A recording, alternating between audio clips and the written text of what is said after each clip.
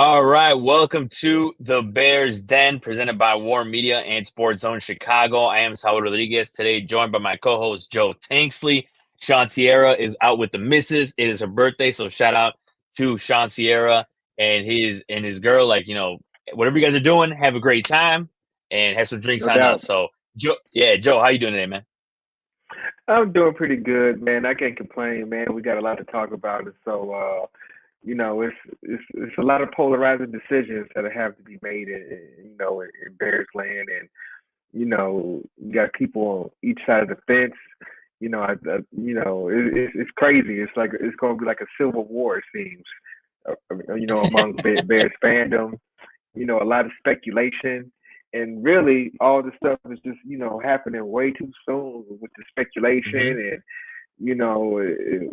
we just kind of got to let it play out. You know what I mean? And, for me, all my friends in the group chat are talking about this and that and, what this means. And, for me, I'm just kind of, just sitting back and just kind of watching because, at the end of the day, we really don't know. You know what I'm saying? Yeah. We have things that we would like to happen. There's, decisions that we can infer from. But at the end of the day, all this is playing out to the Bears' benefit, whichever way they want to go. So, I mean, it's going to be an exciting offseason. Yeah, exciting is one way to put it, Joe, for sure. I mean, like just going on Twitter and just seeing all that talk and just all the arguments. Like, I'm like, man, am I gonna set to start muting the words Caleb Williams and Justin Fields just so I can have a break? Because man, oh man, like it's just ridiculous and people just going after each other and getting personal, and it's just like, man, like it's gonna be Yeah, crazy I mean, from now it's until draft crazy. day. You know what? And here's the thing. Like, I am a person who likes to listen to the sports radio in the morning, Yeah. and I find myself turning it off a lot because the speculation and you know all the things that they're saying is like Hmm. I mean, I guess it's easy for us, what I'm saying, to sit back and and say they're going to do this and do that, but we Yep. really don't know. We really Yeah. don't know, and and the only person who knows right now, what they're going to do is Ryan Poles. I don't even think Coach Eberflus has an idea of which way Poles might go, and that's Yeah. and that's just the way it's supposed to be right now. Maybe Kevin Hmm. Warren has an idea. I would Yeah. guarantee that he has some kind of input or inkling as to the direction the Bears are going to go this offseason. But we really just have to wait and see. We really have to wait and see. Yeah, and that's just pretty much what it is. And it kills because we live, say we hear this all the time, a microwave society. We know that the Bears have the first pick, and we want them to Hmm. make the pick right now. But Yep. it's not happening in April. Exactly, right? And like, yeah, it's just it's wild to me. And I think, to be fair though, any offseason, like granted, right now it's a little it's you can watch NFL Network because there's a lot of stuff going on. Of course, the playoffs obviously are going on, but and we'll get to that. But like you like that's how I feel like with every offseason for any sports channel, like whether it's MLB Network, NBA TV, NHL Network, all that, like the honestly, it's not great television in the offseason because it really is just Mm-hmm. all speculation and will this guy go here? If it's like I remember, like for example, when Bryce Harper was a free agent in baseball, like it was Bryce Harper talk. Mm-hmm. I mean, it happened this offseason too with Shohei Ohtani. Like it's just like every single day, like where is he gonna go if he goes here? Blah. What is this is what the Rockies lineup will look like if they have like so it's just like It was it's crazy. wild. It was Yeah. crazy because it's funny that you bring up the Shohei Uh-huh. Ohtani thing because here Uh-huh. in this market, people were talking about how Shohei Ohtani wanted secrecy and he wanted Hmm. everything to be confidential, and then Dave Robertson goes out and says, "Yeah, we met with him." And then people was like, "Oh no, that means that the Dodgers are not going to get him because Ohtani asked for confidentiality and secrecy." And Dave Robertson actually said that they met with him. You know what I'm saying? Guess where he ended up? Yeah, exactly. Yeah, no, yeah, that's true because there was such a like, and that also it got to a point where it was just wild online to just seeing like people were talking about Oh, he wanted if any team says that they met with him, then it's gonna they're gonna be disqualified from the Otani sweepstakes and all that. Right.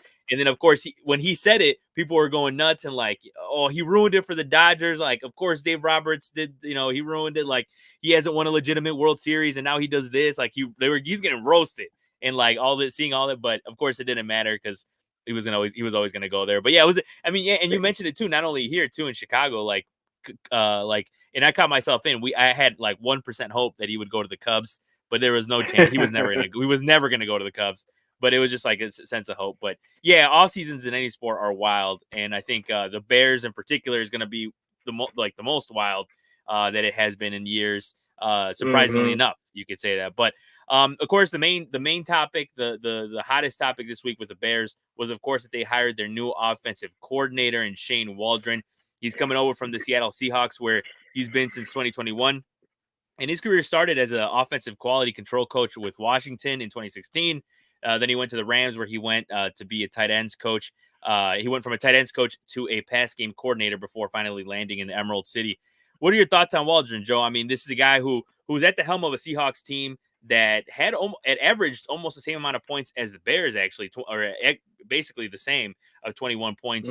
But then also at the same time, he was there to help Geno Smith with his turnaround. So there's plenty of positives, a lot of speculation going on. But how do you personally feel with the Bears' new offensive coordinator? I think Shane Waldron is a safe hire for the Bears right now. He's a guy who has experience doing the job. He's not a brand new play caller. He has experience working with defensive-minded coaches. He has experience calling complimentary game plans. And so, he knows what to do. I think, he's a guy that's going to come in and be solid, each and every week, with the game plan. And that's something that the Bears needed.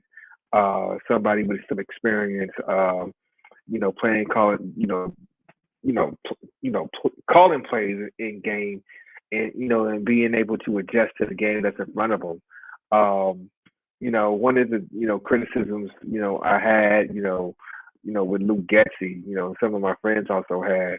Shout out to Shawn Terry, but he one of my friends, he mentioned that Luke Getsy, throughout the season, he called plays from the sideline, and he thought maybe it would be a better idea if he went up in the booth so he could actually see and talk to Justin as to what he was seeing instead of calling plays from the sideline.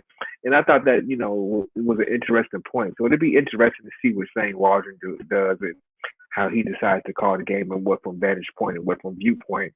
But those are some of the things that, I think are important, and especially when you're developing a quarterback. And that's something that the Bears, historically have been bad at. We're probably going to, you probably were going to segue into this if I'm a mind reader, but a lot of people are looking at this hire as to what it means for the future quarterback. And saying, is this a feather in the cap for Justin, or does this mean that Poles is going to pick Caleb Williams or some other quarterback with the first overall pick? And this is a offensive coordinator that really doesn't give you, an inkling into, what the Bears or what direction the Bears are going to go in. And so a lot of people, trying to read the tea leaves, speculate with this hire, you still don't know because Shane Waldron is capable of doing both. So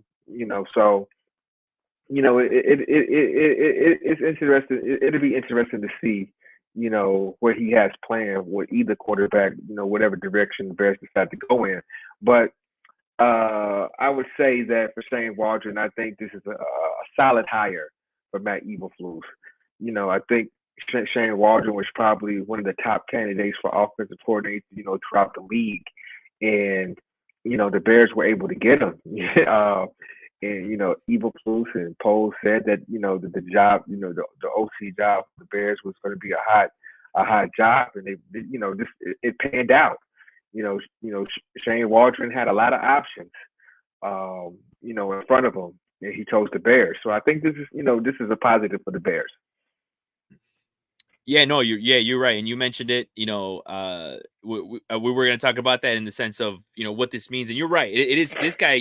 It's kind of hard to tell because when they were talking about Greg Roman and maybe he's coming over to kind of help Justin Fields, reach his potential, kind of like Lamar Jackson, for example, because obviously they're similar quarterbacks. So in that sense, in skill set, so that one would have said a little bit more. As well as the the quarterbacks coach from USC and all that. So it's a lot of tea leaf reading, as you mentioned. But I guess if I ask you in particular, if you had to choose which one this points most to, even though as you said it doesn't really lean to it, like where do you think it leans? Do you think he was here to help? Because the way I see it, some people were saying maybe he's here to help Justin Fields, not necessarily as a turnaround like he helped with Geno Smith, but Justin Fields obviously hasn't reached his potential yet fully. And I feel like maybe that's why they brought him here, to help him kind of have like a little bit of a nudge, kind of like he helped with Geno as well. But in that sense, I mean, obviously different situations, but I don't necessarily know how it would fit in the like a capacity of a rookie quarterback, for example, with Caleb Williams. Because that's another thing too, is that with him not having a giant, with him not having giant experience as an offensive coordinator, he could also grow with a quarterback, kind of like with a rookie quarterback like Caleb Williams. If you had to choose, though, what would you say it leans towards the most? If you had to take a guess. Whew. Well, it's hard to guess because it's anybody who watches seen this on on YouTube and watches it live knows how I feel about Justin Fields, and I want him to remain the Bear and still be a Bears quarterback. But at the same time, I have the ability to be objective. And my heart says this is good for Justin, but my mind says this is Caleb Williams. Now, when we think about this now, and this, will probably lead to some of the, the chatter that, Eberflus is stirred up with him, defending, Justin Fields or whatever. But, Eberflus is going to be on the hot seat. His job is on the line. And typically, coaches with the jobs on the line do not like rookie quarterbacks. And so, I think Eberflus is hitching his horse to Justin Fields. One, I think he understands. He's been in the locker room. I think he understands what Justin means to the locker room and how the players on that team feel about Justin. And so I think, when, a coach like that goes out there and defends a guy like Justin, he can always go back into that locker room and say, I fought for him just like you guys did. You know what I'm saying? So he still has that, with him. You know what I'm saying? He didn't bus toss, Justin, like, Getty did so many numerous times throughout the season. So I think he did. And so, yeah, I mean, there's, evidence and reasons why they could go either way. I think either way, the Bears are in a solid golden position, and they're going to improve no matter what, I think. But I think, for Eberflus in this hire, I think he's going to want to hitch his horse to Justin Fields. And that has nothing to do with the decision that Ryan Poles is going to make. Yeah, no, I agree with you in that sense, because I don't know, with guys with, I think it's multiple guys, right, that their jobs are on the line, right? Not even just Eberflus, probably Ryan Poles as well. And I think you could make an argument, hey, they maybe want to go to the rookie route because they'll give him a couple years. They'll be like, they could use it as an excuse, as hey, he hasn't developed yet, right? So give him a couple more years, whatever, right? But with the Fields thing, it's like, well, not. I mean, I'm sorry, I didn't mean to cut you off. Oh no, you're good. You're good. yeah, we really being fair about it. You know what I'm saying? Mm-hmm. Ryan Poles, even Fluke's first season, stripped the team. Yeah. They were trying to lose games. They were trying to lose Mm-hmm. games. You know what I'm saying? And so you got Justin that's developing with a team that's trying to lose games. Mm-hmm. You know what I'm saying? Yep. You know, and so like, how is that, fair? You see what I'm Mm-hmm. saying? Like, Yeah. when you really look at the whole overall picture, how's that a fair evaluation? And this is where I kind of always felt like Eberflus was going to be bad because Ryan Poles know he ripped that team up the first year. You know what I'm Mm-hmm. saying? He know he ripped it up, and they were trying to lose and trying to get that first pick. You know, he knows what happened to Eberflus the first year, and a lot of times, you know, like I said before, I'm gonna mention again this microwave society thing. People want Mm-hmm. this, want this to happen, you know, you know, instantly. These rebuilds and stuff to happen instantly, and want this instant success. You know what I'm saying? And sometimes you got to kind of let these things, kind of build and come together. I do think that 2024 is a very important year for this rebuild because make no mistake about it, this is a rebuilding team. It was a rebuilding team last year. You know, it's just so it happens. You know, what I'm saying they lost three games that they could have won, and Mm-hmm. if they won those three games, they very much could be playing. This coming weekend. We don't know. Yeah. Mm-hmm. We don't know. What I'm saying? So, I mean, they took Detroit to the woodshed 2 times and, gave one away. You know what I'm Mm-hmm. saying? And now Detroit is in the NFC Championship game. You know what I mean? So, I mean, these are things that happen throughout the season. You know what I'm saying? And, Ryan Poles, said it to Jeff Joniak, this team is very close to being elite. Now, if I'm reading tea leaves again, are you going to be an elite team with a rookie quarterback? An elite team with a rookie Mm-hmm. quarterback, with all the growing pains that rookie quarterbacks have to go through? You know what I'm saying? Yeah, we got CJ Stroud. That's an aberration. You know what I'm Mm-hmm. saying? You know what I Yeah, mean? exactly. He got dropped in a perfect situation. You know what Mm-hmm. I'm saying? That doesn't, what I'm saying? Sometimes it doesn't happen like that. Trevor Lawrence got dropped into a situation where Urban Meyer acting like an asshole. you know, for real. You know what I'm saying? Yeah. These things happen. You know, Mm-hmm. Yeah. you know what I'm saying? You're right. You know what I'm saying? And so I mean, if he really feels that this team is close to being elite, you know what I'm Mm-hmm. saying, and you just need a few pieces, that tells me that maybe he wants to trade down and add those key pieces to make Yep. the team elite. You know what I'm saying? If you draft a rookie quarterback, you're taking about a year or two, what I'm saying, to really be Mm-hmm. competitive. You know what I'm saying? Really be competitive. But if you stick with Justin, maybe you're really competitive, in 2024 and so on. You know what I mean?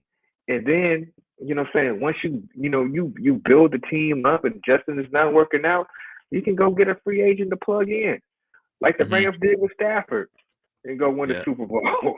Yeah. So I mean, there's ways to go about it. I think people are set on the rookie clock and things like this.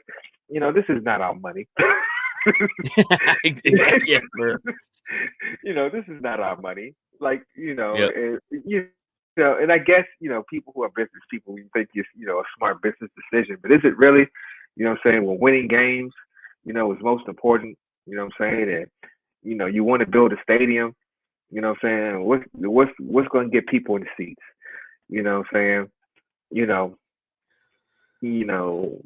Justin had, Soldier Field chanting for him. Mm-hmm. Yep. He did. You know what I'm saying? Mm-hmm. That was one of the highlight moments of the season.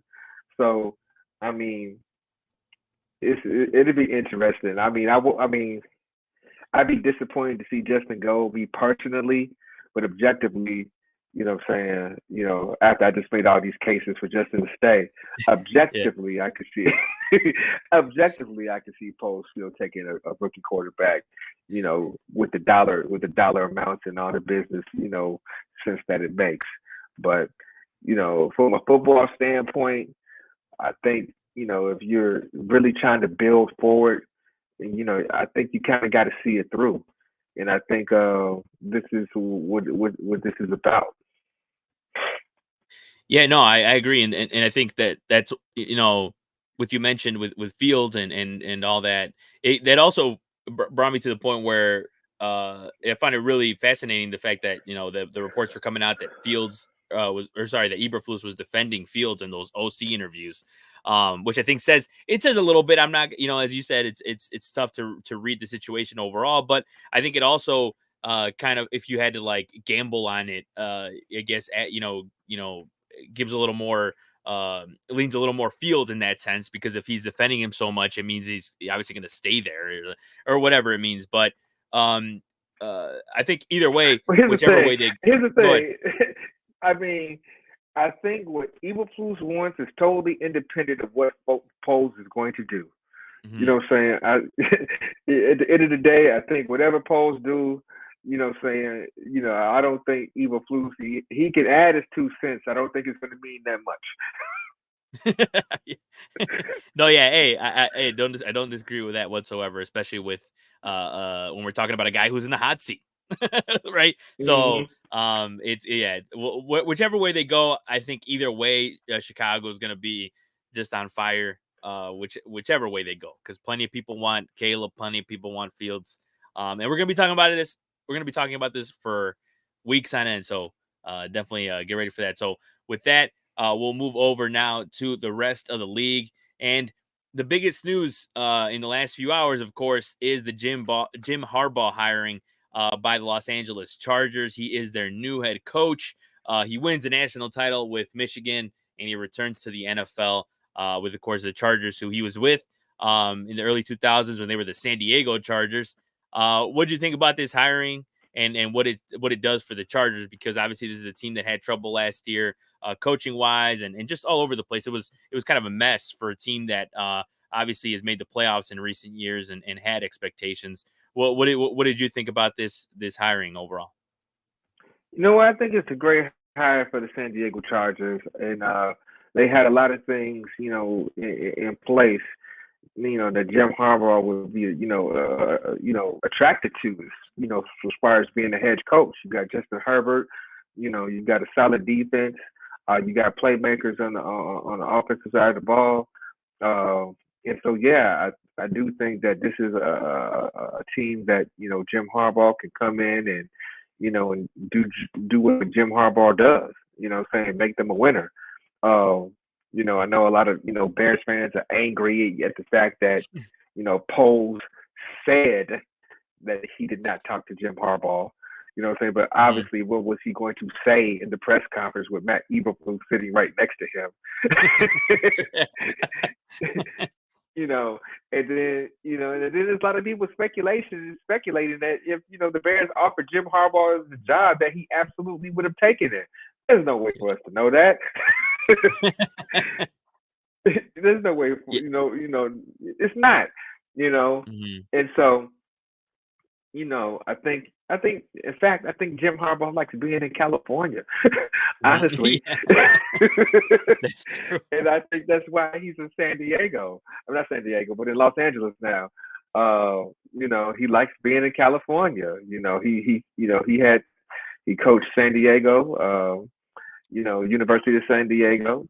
And then he coached Stanford, and then he went on with the San Francisco. I think he likes coaching in California, Mhm. and so I think he's familiar with, he probably still has property out there, so you know, I think that's where he wanted to be. Honestly, I think that's where he wanted to be, and we can speculate and say, hey, if McCaskey said you could have the job, he would have taken it. No, you know, I, there's certain things that's happened with this organization, over the years, and you know, I think they have a tendency to lean away from and I guess this is probably why Bears fans are mad, but those really saying high profile coaches that kind of take saying the spotlight.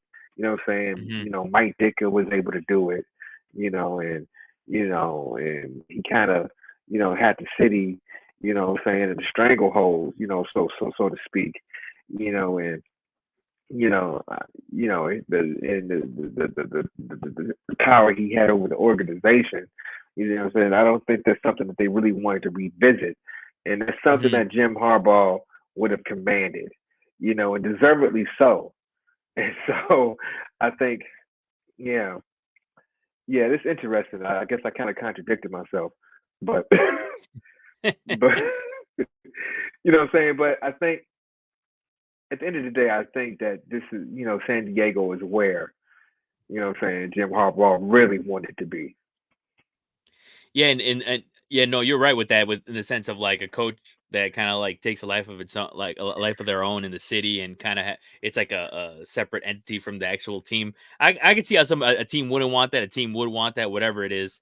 But I think almost the Bears, you could argue, just have they have enough on their plate than to have to deal with that. Not that I would be against the Jim Harbaugh thing, but there's just so much going on already in that sense. That maybe that's one of the reasons. But yeah, he's in a spot now where he goes to the Chargers, where they have a quarterback that actually, when you compare it to the last 17 games, last 18 games, similar numbers to Justin Fields. So, a guy like Justin Herbert, definitely still has a ways to go, even though, because then, some people talk about him a certain way, and it's like, oh, no, he hasn't really done a whole lot to merit such a high status that some kind of people hold him to.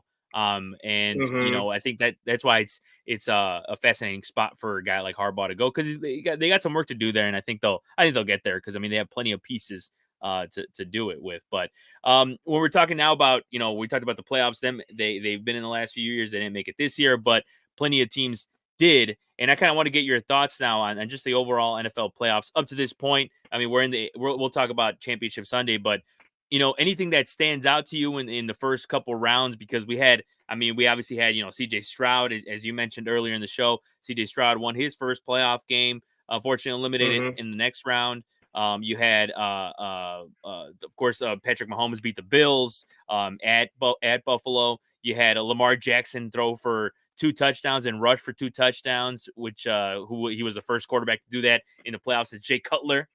So that was awesome. But anything in particular that stands out from the wild card round and the divisional round? You know what? I think Green Bay showed me a lot, and Yeah. Matt LaFleur, and the coaching job that he's done in Green Bay. This is going to be a scary team. Going forward, the youngest team in the NFL, and that's our hurdle. The Bears really want to take the North.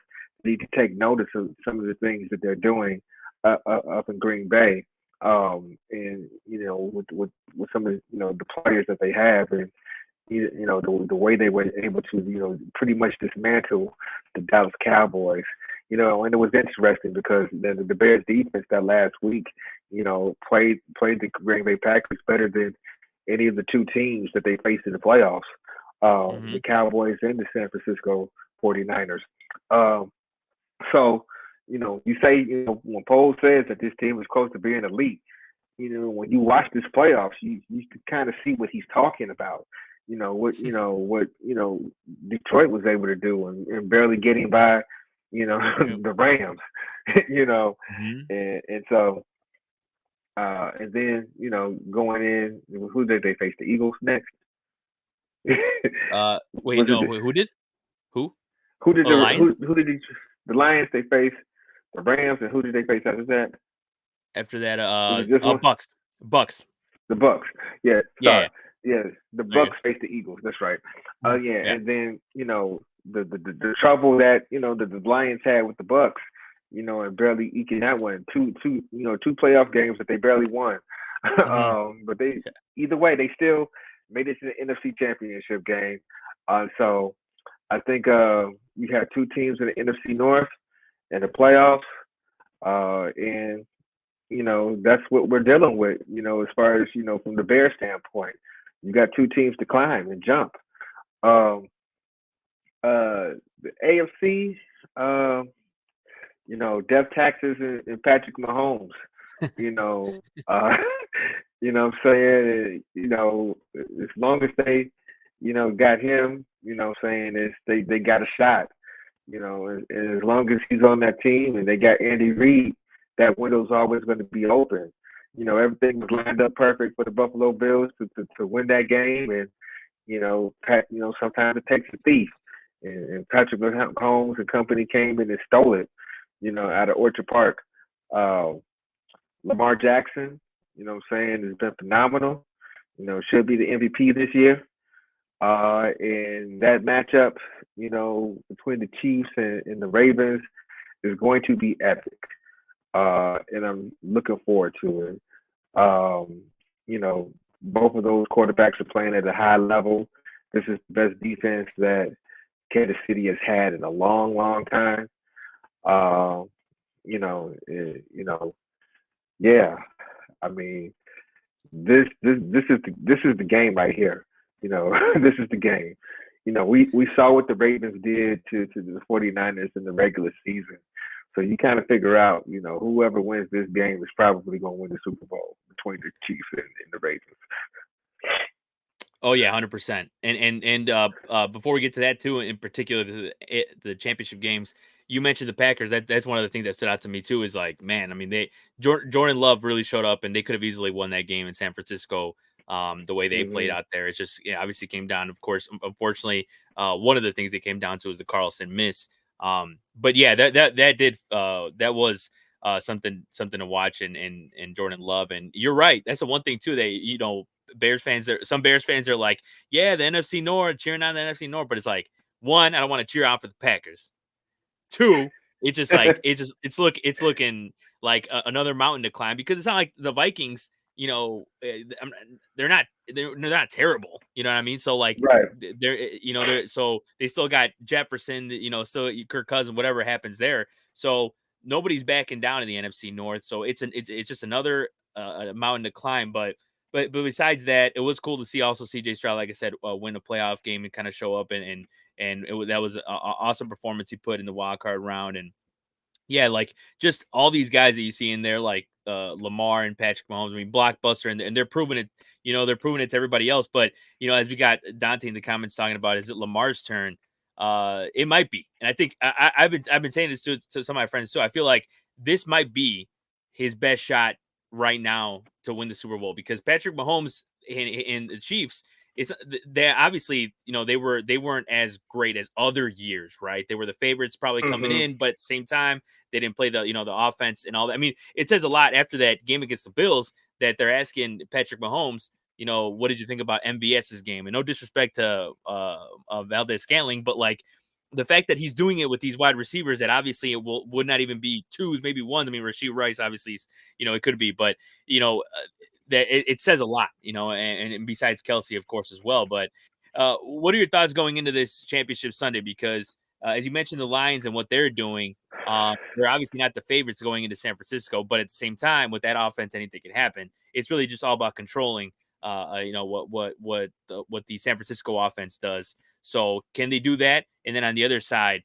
that matchup of two MVPs with the Chiefs and Ravens. Who do you got in these games? Like, who do you think is going to come down and go to the Super Bowl, man? You know what? I think that defense from the Detroit Lions really concerns me. They're not very good.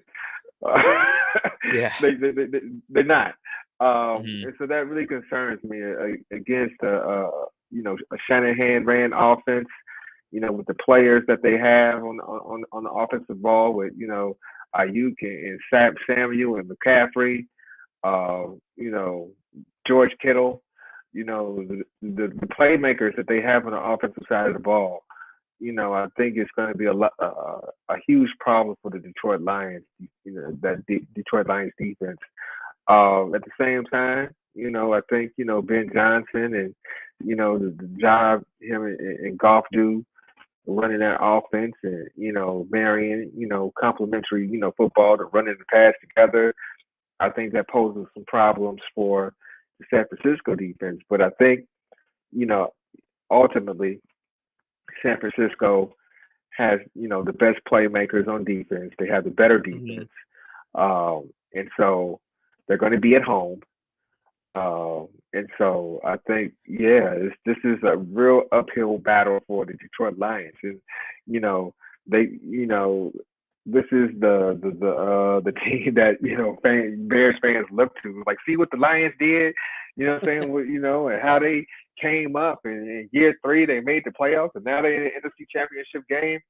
Yeah. Yeah. And so I think, I think by default, a lot of, Bears fans are kind of tearing off for the Lions, but that defense is too shaky and too suspect for me to, really give them a shot in San Francisco. I think, the San Francisco 49ers are going to win that game for the NFC Championship.